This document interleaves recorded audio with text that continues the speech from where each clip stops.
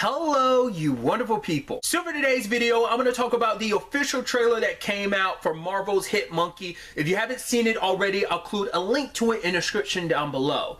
But obviously, this gives us a lot more better understanding of what the show is all about. Better understanding than I had with the date announcement video. Because I didn't realize that the ghost that's played by Jason Sudeikis, because I read up a little bit about hit Monkey, I talked about that in the previous video, was that I knew that the monkey learned all of its moves from a hitman, like who it kind of trained, but I didn't realize the premise of this story is, oh, that hitman died, but him and the monkey get connected, and so like the monkey can talk and like speak to like the hitman.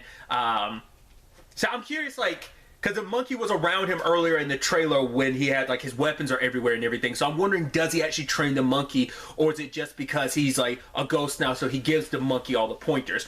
I love that at the beginning it's just a straight up revenge story of like the hitman's like, no, I want you to go out and kill everyone that killed me. Because I wonder, is it just kind of like, oh, we're friends, or is it type of thing of like, hey, if you kill everyone that killed me, then I'll be able to move on, you'll be able to go back to your normal monkey life.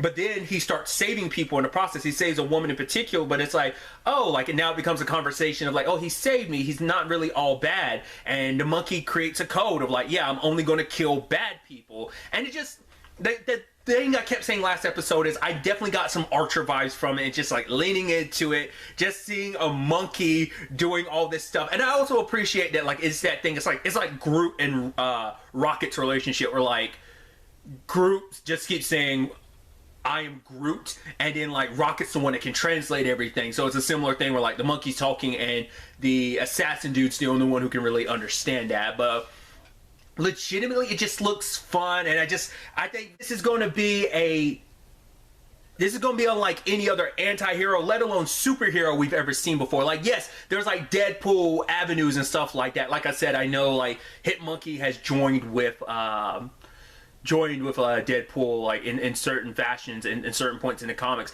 But I think I talked about this last time too, like I didn't know that the character was as new as it is. Apparently the character hasn't been in the comics a lot in general. It just seems like it's a very like character that's kind of been used spurtly like over the years since it came out in 2010. But it seems like even since then, in that 10-year period, it's only been used like a few times here and there. So that's definitely interesting. I mean, I'm guessing it's going to be kind of similar, like how like a lot of like, you know, you take like your Guardians and they've become what they've become now. Like, yeah, they were here and there, some people knew about them but didn't. Obviously we're getting the same thing with the Eternals, but this just seems like fun and absurd, and just seeing a monkey like, you know, being this character and just seeing him go, you know what it also reminds me of, since it is kind of an assassin and stuff like that, it reminds me of No More Heroes a little bit. I can definitely see like kind of like some No More, like if you've never experienced No More Heroes, it is one of the most absurd video games you'll ever find, with just wacky and weird characters, especially when you take someone like Travis Touchdown. But